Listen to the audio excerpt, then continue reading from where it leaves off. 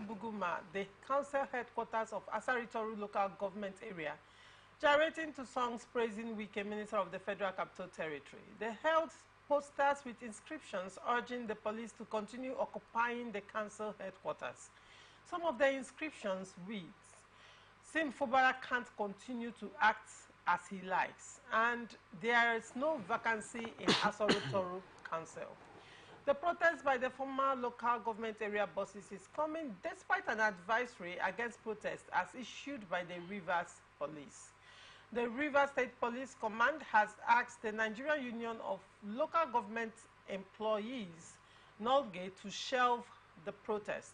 On Saturday, Clifford Paul, president of NOLGE in Rivers State, had given Kayode Egbetokun, the Inspector General of Police, a 4-day ultimatum to other officers to vacate the 23 local government secretariats in the state. Paul had said the police siege at the local government headquarters has prevented NOLGE members from accessing their offices. In a statement issued on Sunday night, Grace Iringe Koko, police spokesperson in Rivers State, said the command received intelligence of a possible hijack of the protest. The police command respects the rights to lawful assembly but has received credible intelligence indicating potential infiltration of the planned protest on Monday, the statement reads in part. Now, Mr. Gochku, what is your immediate reaction to this development in Rivers State crisis? This is a long read and a long tale when it comes to Rivers State.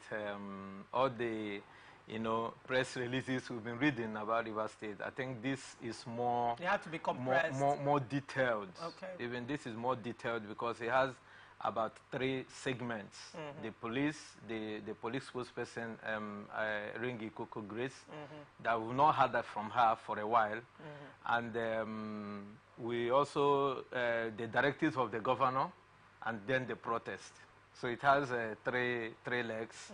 So when you look at this tripod leg of what the statement has entailed, you find out that first and foremost, the governor of Rivers State, Senator Fubara, made an administrative mistake. I don't want to use the word goofed. I want to say that he made an administrative mistake going by, the information at his table and having not been proactive.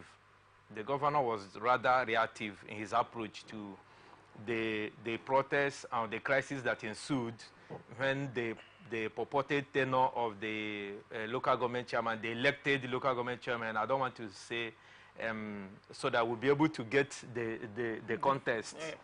The elected local government chairman whose tenure has elapsed, but we are hinging on the amendment of the local government law extending their sitting for another 6 months.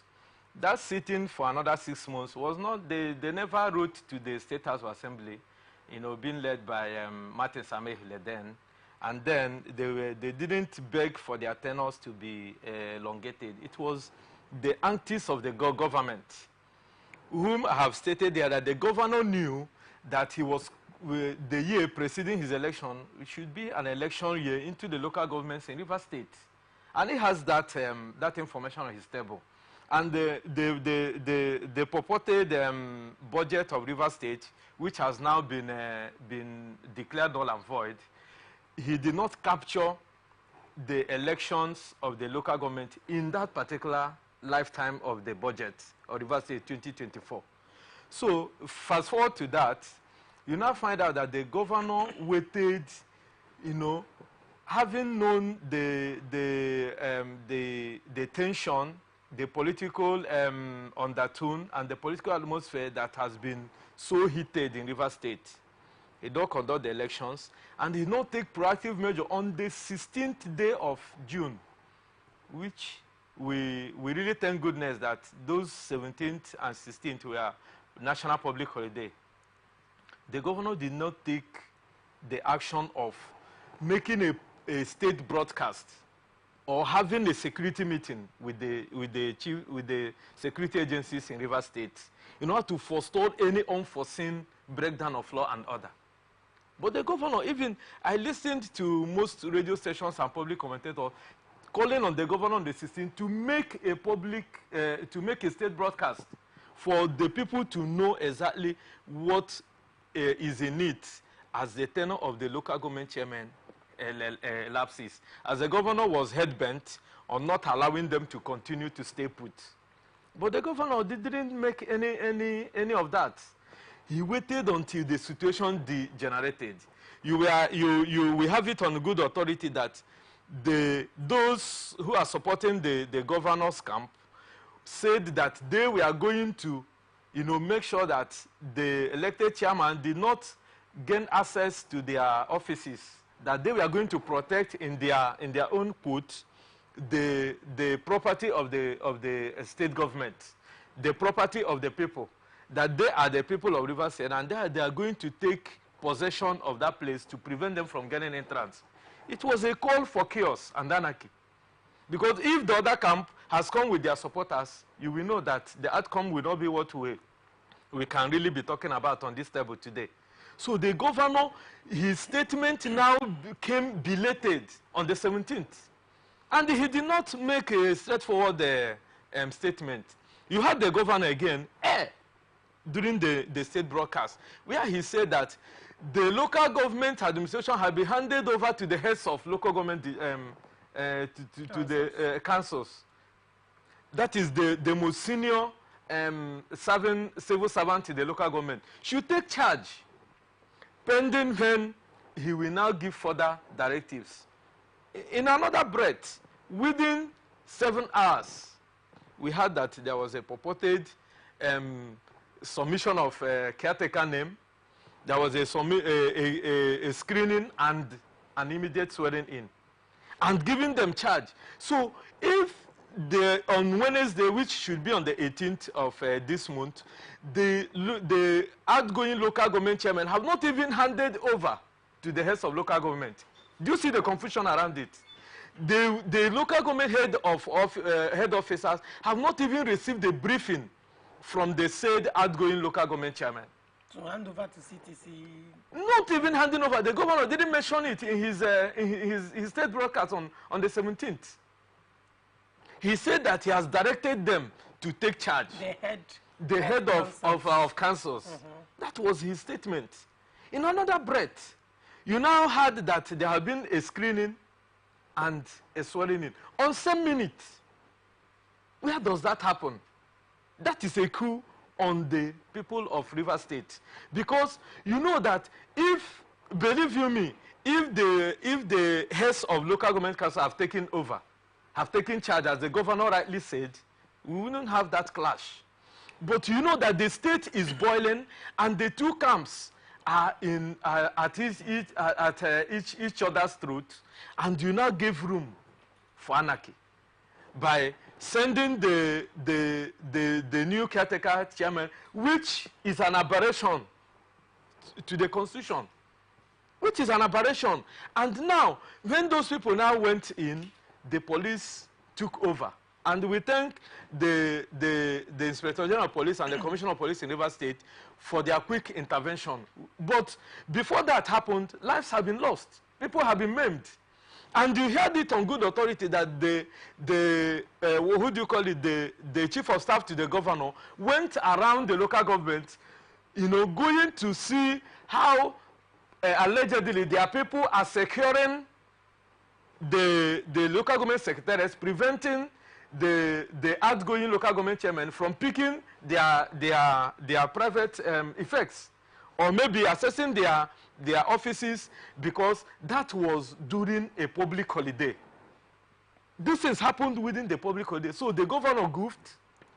Then secondly, when you now look at the protest that ensued, we also thank goodness that it was not a two-way thing. It was all coming from the governor's side. And when that happened, this other camp, we are only responding to what was on ground. And Ringi Koko, who now said that that the police will maintain the law and order. What is the status quo now? The status quo is that the cases are in litigation, and we have to wait for the outcome according to the pronouncement of the appeal court.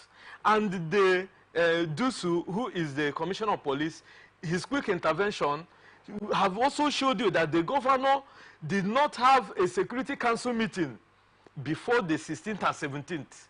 He only had the security council meeting on the 18th, which was when the commissioner of police said that they have to wait, that the governor should tarry a while. Hence, 20th for the hearing is here.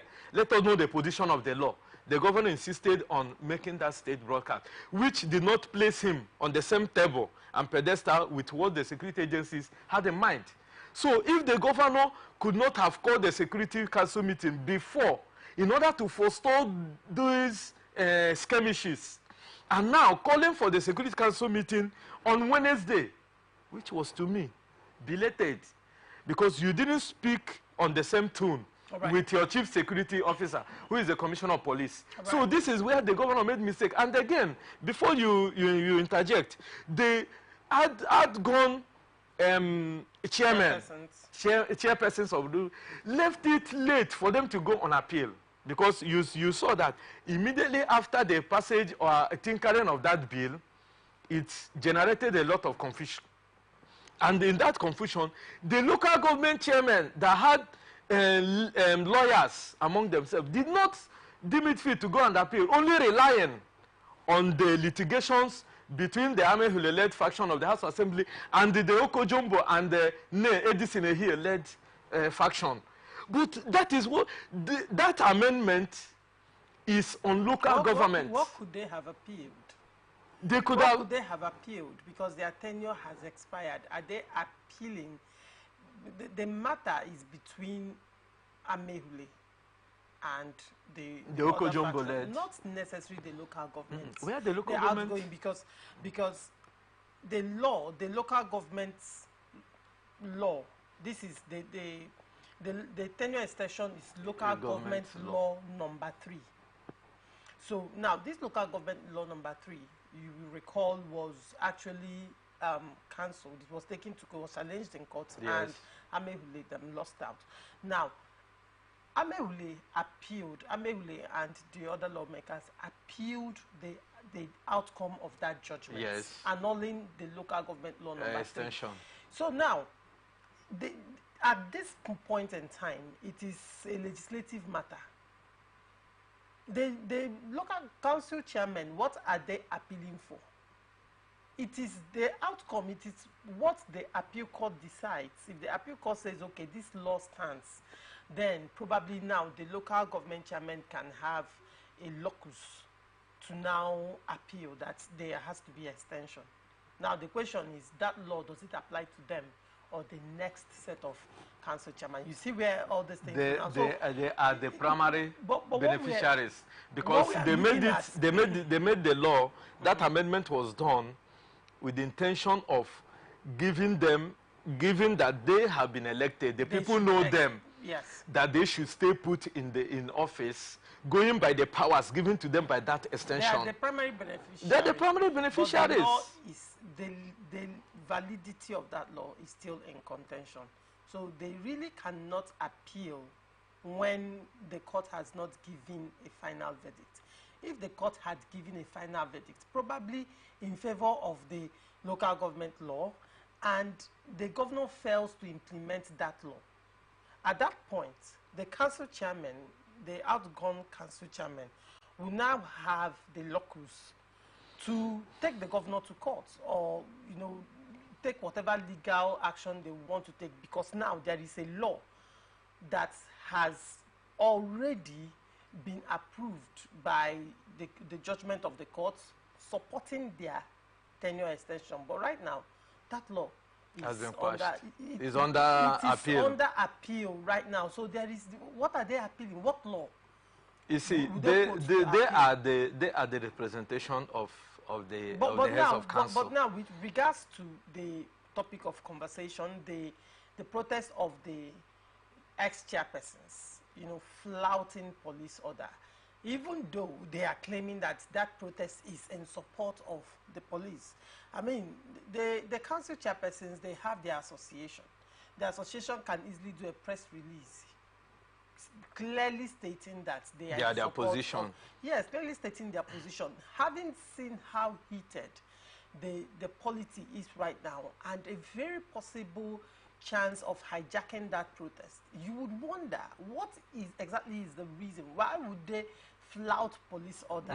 Let me make and they are saying that they are supporting the police continued stay or barricading of the council. Let me and give you. On the other hand, flouting police order. No, they did not flout the police order. What did they do? The police advisory order was given to Norge. It was NLC, given to Norge. Yes. It was not for any other protest or any other person who wants to go on a peaceful protest. So there is no indictment for the chairman, either for or against, because that advisory order, it was not encompassing. It was not encompassing. It was specific people. So they are in order, because recall that on the 16th and 17th, the governor's camp were on rampage. And on national television and radio stations in Rivers State, people known to be ex-agitators and people were making inflammatory statements daring the chairman to either vacate the office or face thereof. Wasn't that inflammatory statement a reactionary statement, by a provocative statement earlier made by some chairpersons? These are the persons in authority. No, you cannot. Hold on. Now, one of the outgone local government chairmen, I understand where you're going to. On television to say that he will not step down, and come that day, anybody that dares to challenge him will meet his ancestors. Yes, I'm quoting him. Of and course. Then he repeated himself and said, emphasis, I repeat myself again, we will meet his ancestors earlier than expected. Yes. Now, isn't that statement inflammatory enough? Isn't that statement, doesn't it have the capacity to heat up the politics, which actually it did. It actually did at the end of the day. Because as a fallout of that statement, another group of persons that said they came out from the creek, allegedly came out from the creeks, and they also had themselves on social media, on video, saying that they would come and dared the council chairman to stay beyond their expiration date. Now, that led down to the breakdown of law and order. So when you say they made it, there was a statement going before that caused that reaction. You see, when we want to juxtapose something, we juxtapose it on a very clear ground, and the meat and merit of statements. The chairman who made this statement, though as inflammatory as it is, was still in authority. Isn't that why you should be more careful with the statements it's because of they have information at their disposal. They get security information, and under that security information, the weight of the information and the disposal. Does that justify that kind of statement? See, the statement he made, you know that these are political statements. These are, and most of them are overshooting their bounds. Yes. Most of them are overshooting their bounds, but we have had those inflammatory statements. I thank goodness that, remember, I have posited here that the governor's camp has been able even to manage and micromanage this crisis until what we saw on the 17th and 16th. You understand? They were not reacting on equal basis to what we have been hearing. I give it to the governor. Okay. But here, you will now find out that that particular statement was made based on the informations. You have said here that most of the statements they make are also on social media. So they must have sieved out the information to say that, hence, you are using a non-state actor. Remember, the local government chairman has the security apparatus under his control, his local government. And he has the local vigilantes under his control. So he's the chief law officer and the chief security officer of the local government. And when a non-state actor who don't have any authority via the constitution is threatening an elected and a democratically instituted authority, he has to also respond to show you that he is now reading the Riot Act. In the manner they did that. Police reads the Riot Act irrespective of how. Police reads the Riot Act without threatening lives. That's the difference. So you can't bring in, you can't make a comparison. See, you know. On this show, separately, you have also spoke about some statements made by the governor. And you have criticized it without ambiguity, calling out the governor on certain statements and also saying that the governor should not, as a person in authority, say certain things or use certain words because of what it has the capacity to do, particularly in an already heated polity. So it's kind of confusing when you now make excuses for even more violent statements. No, I'm not making excuses. By local government chairmen. Being in a position of authority actually should be the more reason why they would have, exercised some level of restraint even when they are speaking. You can actually make your point known without going over and above. And now those statements by this council chairman was actually the catalyst to this whole thing that made these guys now come out. I was even thinking, probably when you have access to certain sensitive information by the reason of your position. Your position, yes. Right. Most of the information is not necessarily for you in your position to come out and make certain statements that may be inflammatory. It could be for you to take precautionary measures as a leader, to take precautionary measures and plan ahead of time. That's the reason for information, not to come out and start saying some things and start boasting when you know that the governor, on the other hand, has some apparatus in his hands and he has immunity. He's enjoying immunity that you're not enjoying. Choma, this is not. I do. I understand your position, but there's something I want to let you know. Yes, please. That a reaction gets an equal proportional reaction, and no man has the monopoly of violence. In as much as, in totality, I condemn the outburst. That's why I said most of them overshoot because they are politicians. You don't expect them to speak like the governor, who is coming from a civil service position. The governor is not a politician. The reason of being a governor is but the governor is the governor, by the virtue of being a living being, is a political animal. Right. But the governor is trying to find his footing within that. That's why you find out that the crisis is being contented in a way that it is even adding some kind of humor in Rivers State when the governor speaks. So, but now you find out that these particular chairmen have information at their disposal, and that is why we always blame their handlers.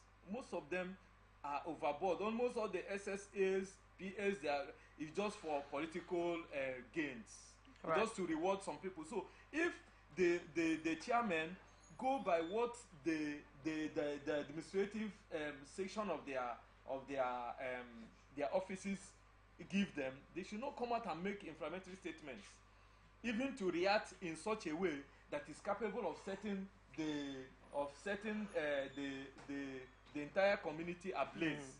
But if they have gone overboard, which has been the case in Rivers State, all the two factions makes inflammatory statements. So it is also not right for the governor to have allowed for an unguarded statements from non-state actors to take laws into their hands, because they remember that on that same day some of the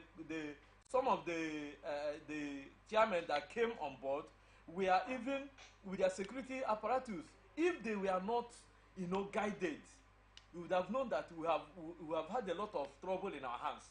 But they maintained a kind of restraint when they saw the people around, which I said from my earlier statement that the governor would have made a statement that would have averted all these squabbles by calling in the security agencies to take charge of the local government secretaries to forestall either his camp or the camp of the other the outgoing chairman. or outgone chairman now, to not to take the laws into their hands. But he waited until it was belated. That was why I said the governor and his handler should have not allowed state actors to be acting on their behalf. All right. All right. The Edo State House of Assembly on Monday announced the recall of one of 3 suspended lawmakers, Mr. Bright Iyamu. According to the News Agency of Nigeria, Iyamu, PDP Oriomwom South, was suspended on May 6 alongside 2 others over an alleged plot to impeach the Speaker and other principal officers of the Assembly. The 2 lawmakers who are still on suspension are Donald Okobe, PDP Akoko Edo 2, and Ade Isibo, APC Esa Northeast 1. Announcing the lifting of the suspension during the plenary on Monday, the Speaker, Blessing Agbebaku, said that the House had yet found Iyamu to be remorseful. Shortly after Iyamu's recall, other lawmakers took turns to appeal to the Speaker to consider lifting the suspension on the 2 remaining lawmakers.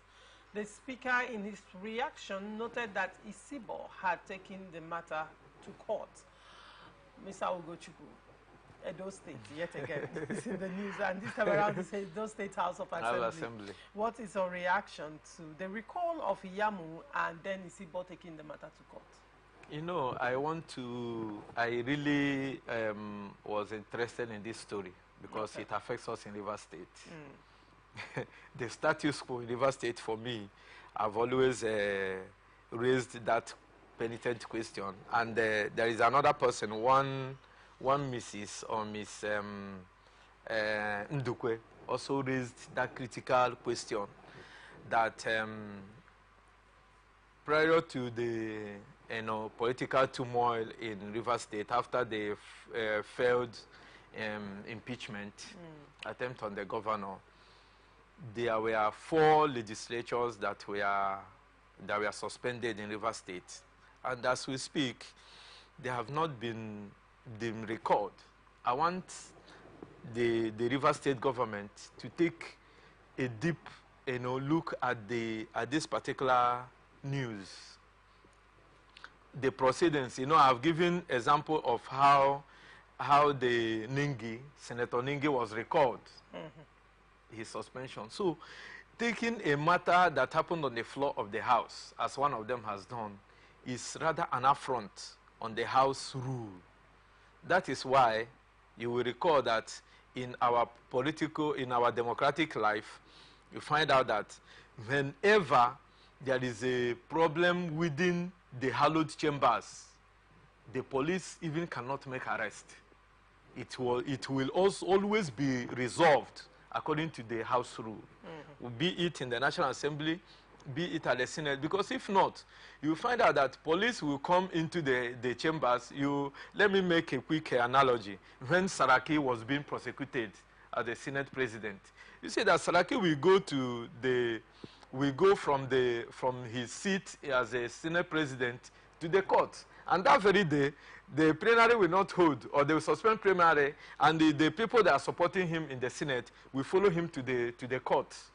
So the police or EFCC never came in one day to come and arrest Saraki inside the hallowed chamber, and he also have his retinue of police escorts. So to show you the powers or the laws guiding the hallowed chamber, where the laws governing either the state or the federal government is being made, I like that particular act that gave them the sanctity in that particular hallowed chamber. But for what is happening in the hallowed chamber in Edo State, for one of them to take it to court is an affront and an aberration of the House rule, which he swore when he was taking his oath of office to pay allegiance to.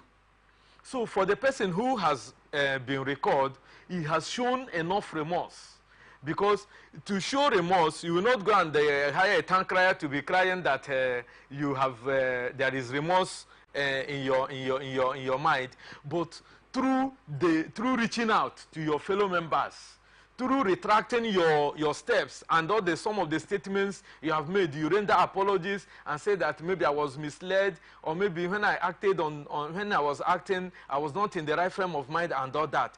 You now retrace your steps. And it is also some of your member friends that will now be pushing for the recall. But look at what happened in Rivers State. That 4 people were suspended on the floor of the House, and today they are parading themselves as authentic members of the State House Assembly. That means jettisoning the rules which they have sworn to protect. So why I'm very much interested in this particular scenario is for Rivers State to take a clue and see the governor and his handlers, Governor Sinai Efubra and his handlers, and the Okojombo and his co-travelers should take a clue of what happened during the recall of Senator Ningi and the recall of this House of Assembly member in Edo State, following the due process of the House, in order not to, cause rift and mislead the public. What is happening in Rivers State now, Choma, is that the governor might be winning the sympathy and the support of the people, but he's not winning the legal side of it. The governor is basking in the euphoria that the people's governor, the messiah of Rivers State of our time, and he has thrown caution to the wind as he regards the law and the tenets of the Constitution of the Federal Republic of Nigeria as amended. You see, basking in the euphoria and the people are with you and all that, you may have a 100,000, what we call in the football arena, the 12th man on the field, which are the fans, the supporters. They can be there and make the noise as they want. They cannot be part of the 11 players in the pitch. So their joy and whatever they are going to cheer after depends on the team they are supporting, those in the field of play. That is where their joy is complete. So the governor who is leaning on the people, the Rivers people first and all that mantra, but forgetting that there are litigations, landmines everywhere waiting for adjudication, which will, at the end of the day, be the last man standing. So the earlier they begin to come to a sense of acknowledgement that those 4 members from Edison here to Fine Boy, is it Fine Boy or the other persons that is supporting them, the deputy speaker now or the leader of the house, and the Okojombo and the good boy, good boy Sokari, that they were duly suspended by the Martin Samehule-led House of Assembly on the rules and orders of the House. And they have not been, their suspension have not been lifted, or they have not been recalled, and they have not showed enough remorse for them to be recalled. Whatever that is happening within that space is they are floating and they are on illegality. So borrowing from what is happening, I'm not saying that it is Ugochukwu that is saying it, but borrowing from what you have seen happen in Edo State now, they can see the handwriting of the word that the rules of the House cannot even be challenged in the court. All right. It cannot be challenged in the court. So this person that have gone to court will later come to the House. Remember what happened in this same Edo State in the beginning of the first tenure of Gospel Obaseki.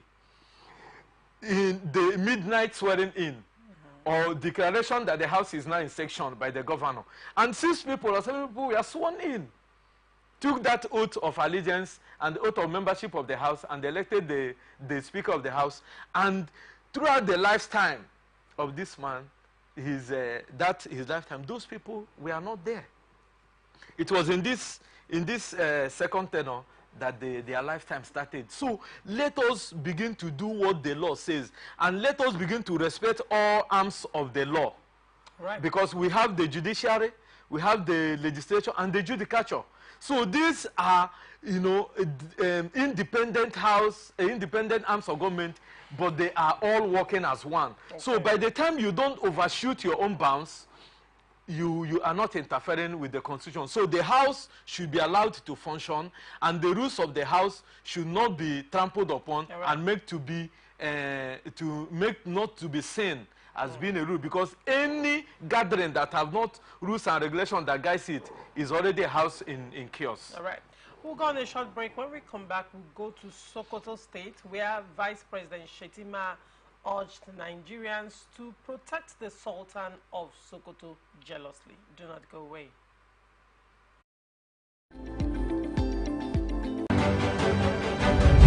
Representing people. Mr. President, my people are under siege. I will place economic stability and confidence. To condemn this act and call for the immediate release of this minister in the Temple of Justice. People's access to our money will put in the bank. POS operator, she said 3,000 is 1,000 to collect 3,000 naira. Where are we heading to? I've always said there are two sets of people on earth, the oppressors and the oppressed. And in between are the cowards and the hypocrites. Which are you? No matter how tough the challenge, how high the obstacles, we always overcome. What Nigerians need now is not about the daunting. Who can come and salvage us from where we are?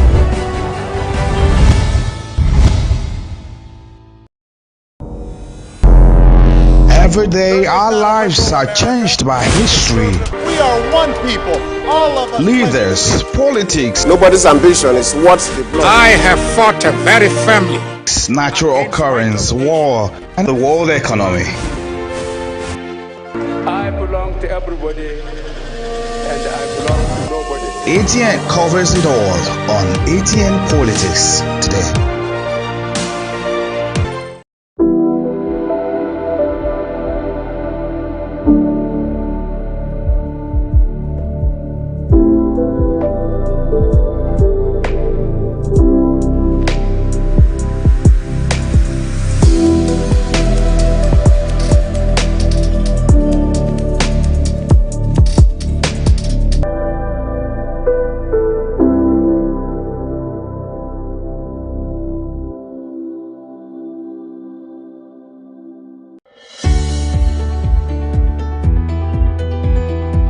People into the country illegally. That is amazing. Honorable You human trafficker. Honorable You are a human.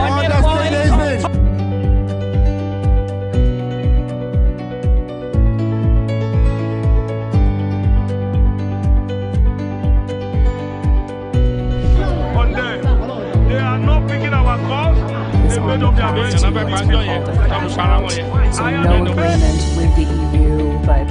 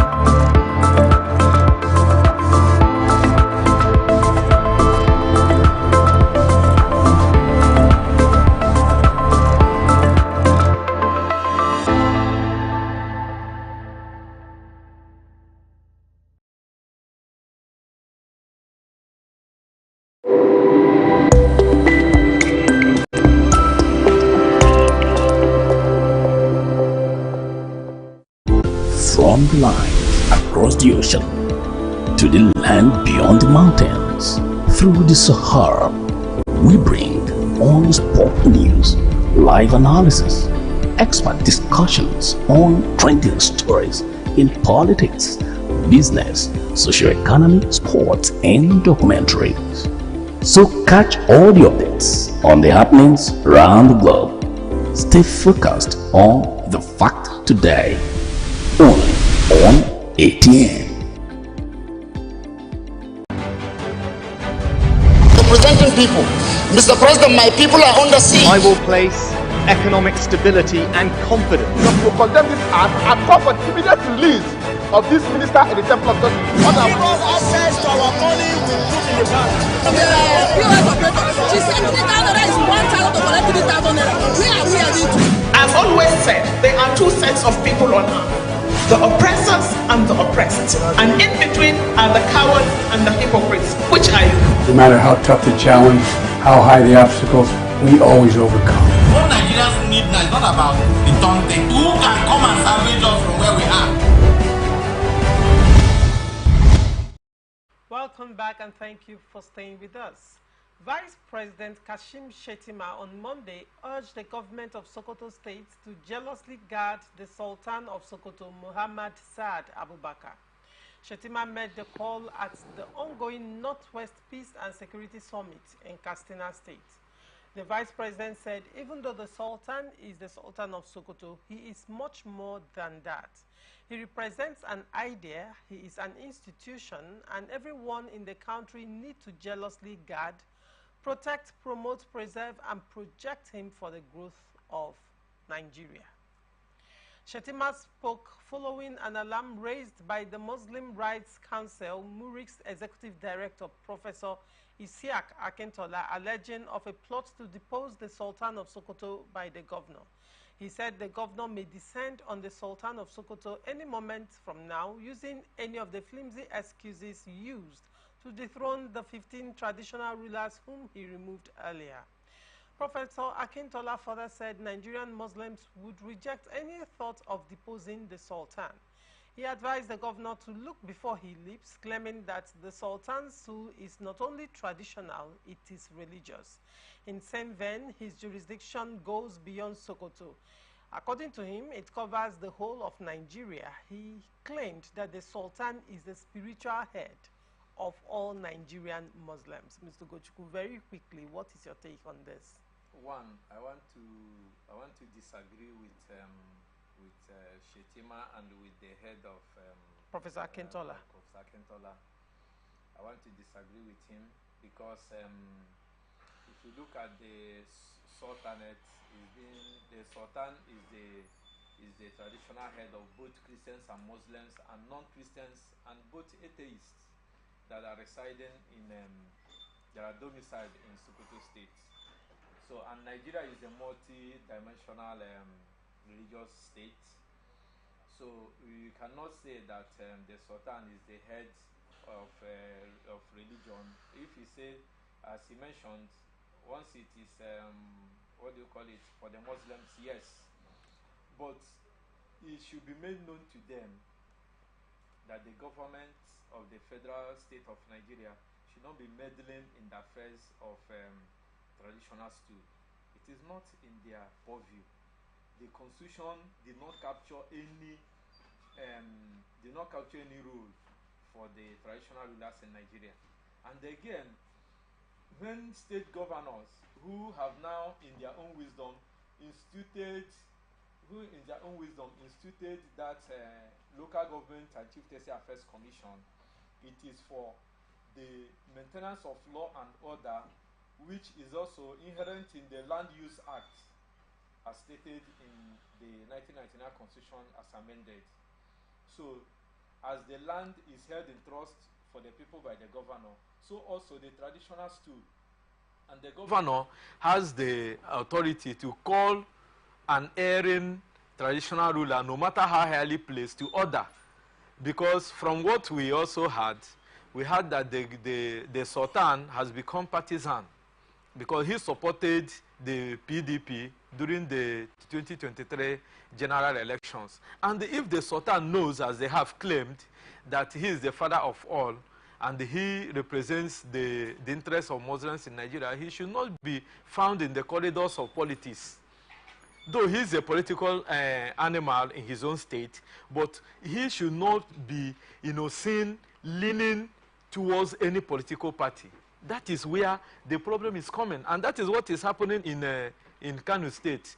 Choma, if you recall, I've always said it that by the time those traditional respected rulers allow themselves to be dragged into the murky waters of politics, it makes them to lose whatever integrity, whatever they hold there. Because any governor will want somebody that will be loyal, because they also represent the people and their words are law in their domain.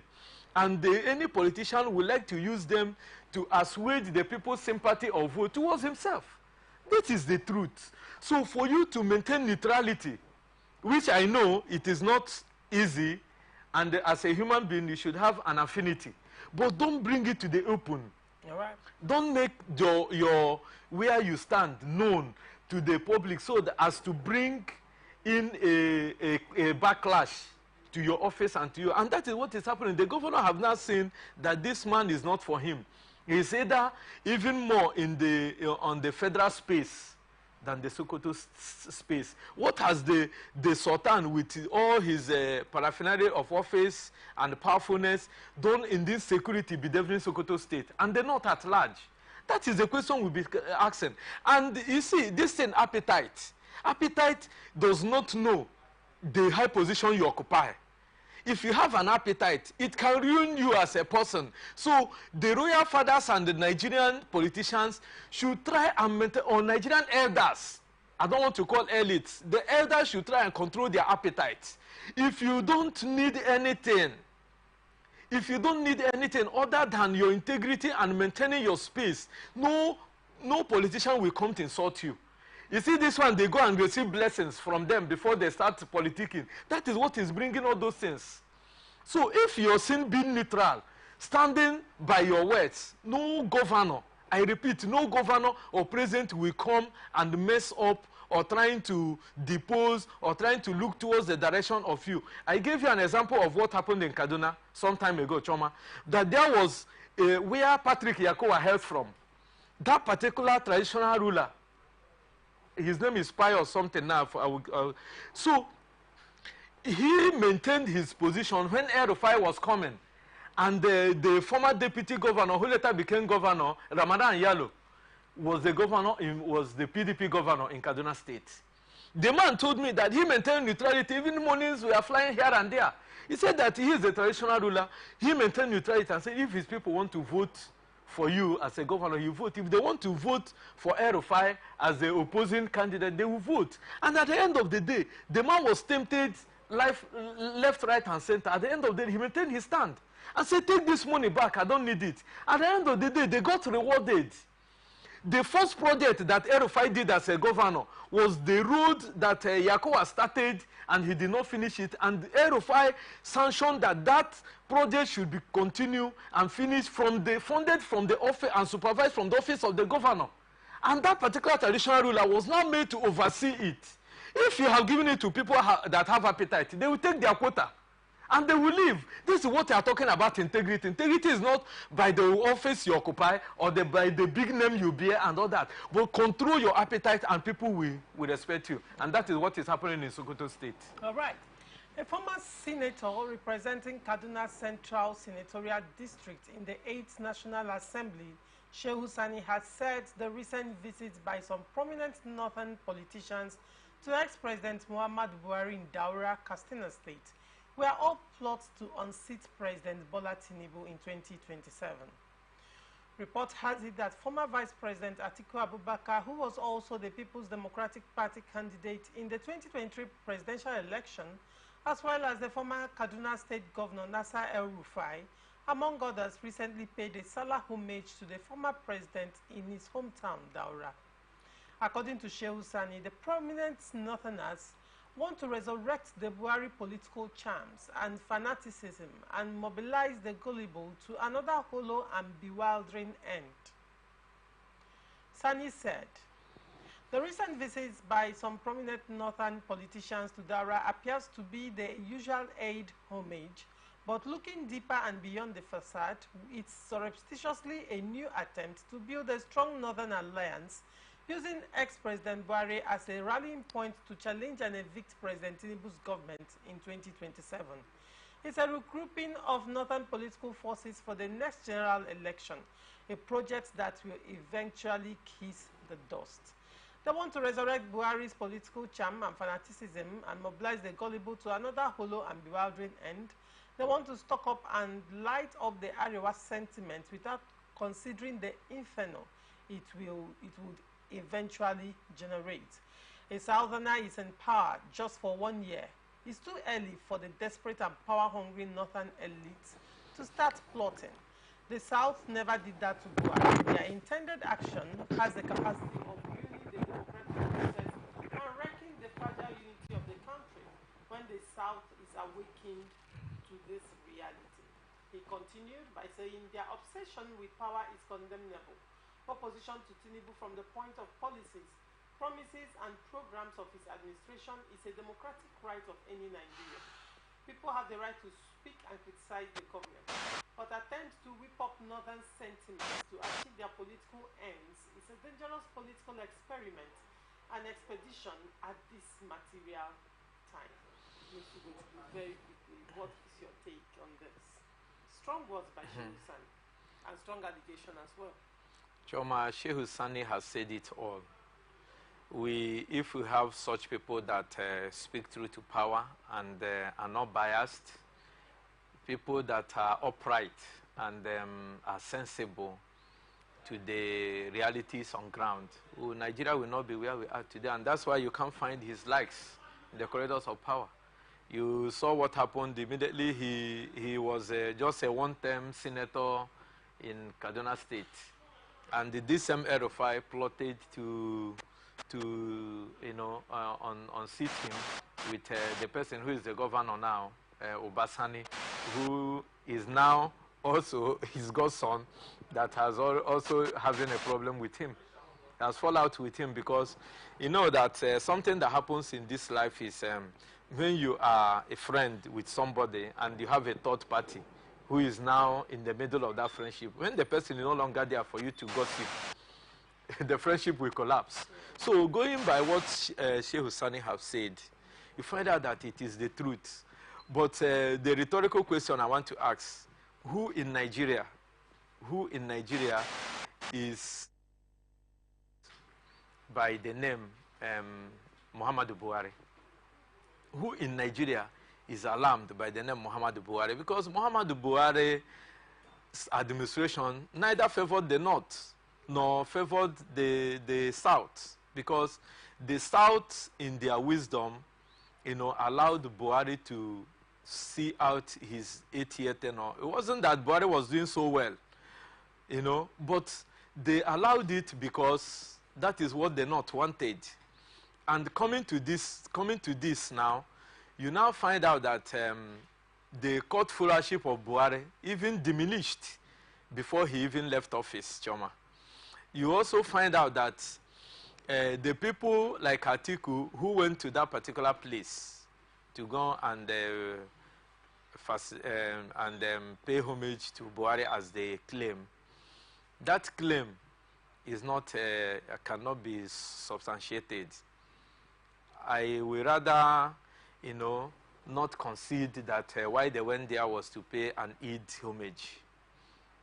There is an undertone which have been uncovered by so many Nigerians, not only Shehu Sani, because you find out that the likes of Atiku has made some statements. He has had meeting with Peter Obi and saying that he will support a Southerner presidency come say 2027, because what he is saying is in the realm of 2027, when the Southerners have not completed their 8-year mandatory tenure, according to how it is being rotated among the North and South in Nigeria. So why this agitation? Why this quick trying to pull the rocks off? The economy is bad, we agree. The Bola Tinubu administration, in the character of APC, has also blamed the Muhammadu Buhari's administration for the woes, for the economic woes, forgetting that they are coming from the same political ideology. So now, if they have started, raising an unnecessary alarm, we saw nepotism play out during Muhammadu Buhari's administration. We saw the insecurity metamorphosed We are only battling with Boko Haram then, and now the Boko Haram insurgency has metamorphosed into different segments. You saw the time it took Buhari to pronounce Boko Haram as a terrorist group. Even the Mieti Allah, is it the Mieti Allah, whom the international body, it said that is the 4th most dangerous militia group in the world. Nigeria found it difficult to proscribe them. So this is what we saw during Muhammadu Buhari's administration. And Bola Tinubu, I'm not giving credit to him because he should have hit the ground running, because he said that to be the president of Nigeria has been his long-term ambition. But he has failed to get the economy back on track. And you know, Northerners are not patient with suffering. It was on this program that I posited that it is now they have come to terms with what the Southerners have been suffering all these years, and they are raising alarm. It is not only the Northerners that are suffering the economic hardship, because that is what P2B asked them, that if you knew where bread is bought at a cheaper rate, where they will ask you if you're a Muslim or you're from the north before they sell the bread at a cheaper rate or rice at a cheaper rate, tell me, let me go there. But if we are buying it from the same market, you have to guide your vote jealously and think twice before you cast that vote for whomever. And that scenario is playing out. So if Atiku, who has in one breath said I will support Obi, or I will support another candidate, maybe not Tinubu, to complete the tenure of the north, and is now playing the backstabber, you will not take away why he's in loggerheads with Nyesom Wike. Because a politician that will tell you something in the morning, in another breath he has changed. And also, what has made the Aerofy now, who stood behind Bola Ahmed Tinubu to his ascendance into throne, trying to backstab him? Is it because he did not get a ministerial appointment? Ministerial appointment, is it the only way you can contribute your quota towards the well-being of Nigeria? Or must you be a president before you could make an inroad in Nigeria? These are the questions that we should place on the table. I ask these people, this particular meeting and this particular ganging up, is it for the betterment of Nigeria, or is the same APC mantra of, grabbing the vote, grabbing the power and running away with it? And we are still running, this is where we are. So if anybody who is coming towards an alliance and that is not in the interest of lifting Nigeria from where we are now, for the betterment of the... You remember, one of the, I think LSOT said that politicians has enjoyed enough.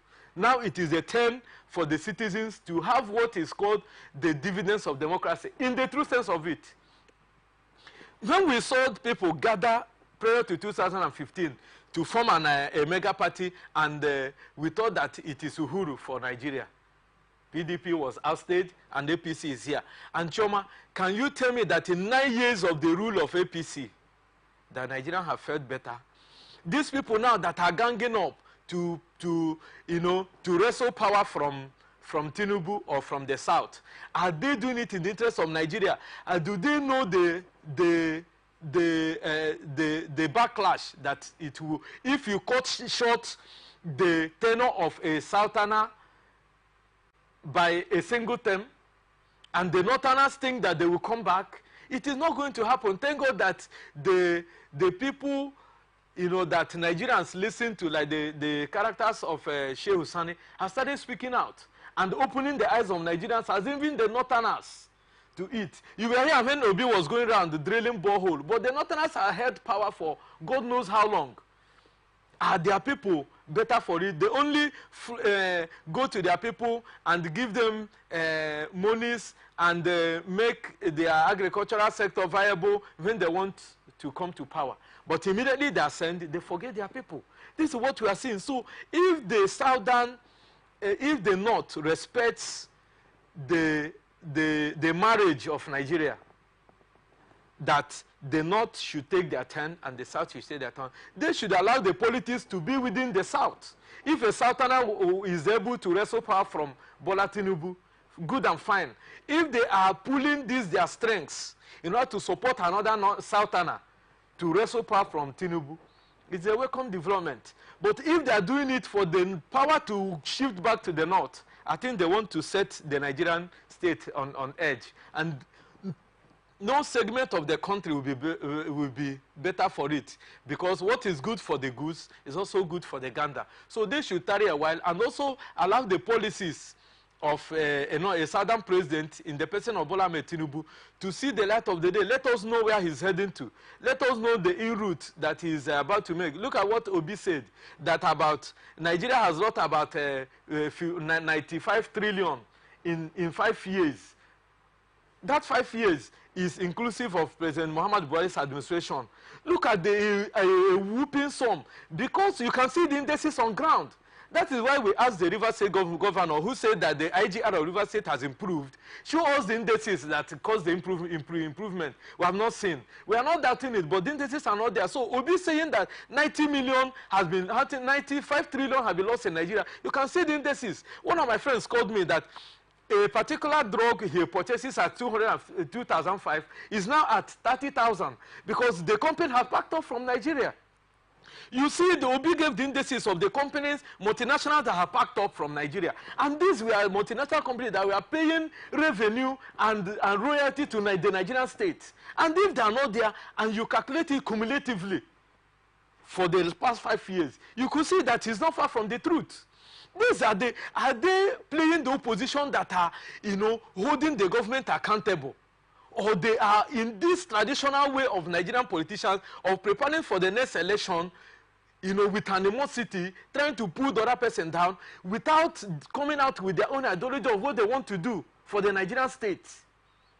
This is the problem we have been facing in this country, that people will only gang up for their personal use. Okay, Atiku, who was the vice president, who was the chairman of the economy in Nigeria, and some of the Nigerian public property or sectors were sold to him. How are Nigerians benefiting, especially when it comes to the generation of power?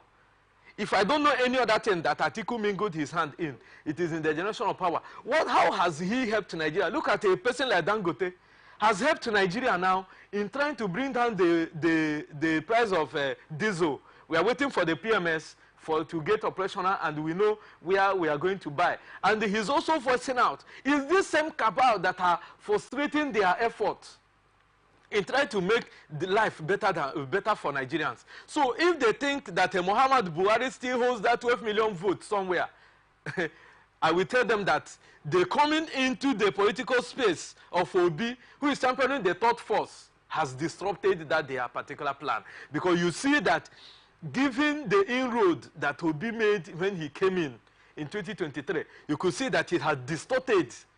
Right. We never had a first, second, and third. If not for Obi, you know that if President Bola Ahmed Tinubu did not win Rivers State, we would have gone for a rerun, which would have been the first in Nigerian history. Who did that? It was the coming in of Obi. It have distorted the political history of Nigeria, where the president would have gone for the presidential election, would have gone for a rerun. And you knew that if it had gone for a rerun, Atiku would have taken the day because of the sentiments of Nigerians. Even Choma, please allow me to make this final analysis.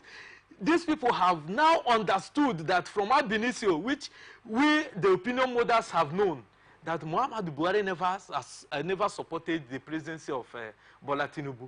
He just played to the gallery because they have the people they wanted to position. Remember that it was because of Bola Ahmed Tinubu that APC could not go on a consensus candidate, because they normally go on consensus, Choma. But because Bola Ahmed Tinubu said he is here to vie for that seat, that distorted it. So if Bola Ahmed Tinubu have not known that, look at the people that are against him, he should now try and use the economic advancement to quieten them and to win the Nigerian support going forward. All right. Thank you so much, Mr. Ifeanyi, for coming on Open Conversation this morning. It's always a pleasure having you. Choma, this is a robust discussion, and my final take, I will thank you for having me here, and I want to tell the government of Kano and the Sokoto State and the federal government that it is in the purview of the state governments the state governments at the level, because of the creation of the Local Government and Chieftaincy Affairs Commission, to take charge of their traditional rulership, what do you call it, the way, the system and the way it should run. Okay. The federal government should not meddle and cause rift. All right, thank you so much. And this is where we wrap it up on this episode of Open Conversation. You can always follow us and stay connected on all our socials, on Facebook and YouTube, Atlantic Television Network, Instagram and TikTok, Atlantic TV Network 1, and on Twitter, Atlantic TV Net. Watch us live on our website, www.atlanticnetwork.tv. Do not forget, peace and unity are the pathways to progress. Thank you for watching. I am Ubu Laurentia Choma. From the line across the ocean to the land beyond the mountains, through the Sahara, we bring all sport news, live analysis, expert discussions on trending stories in politics, business, socio-economy,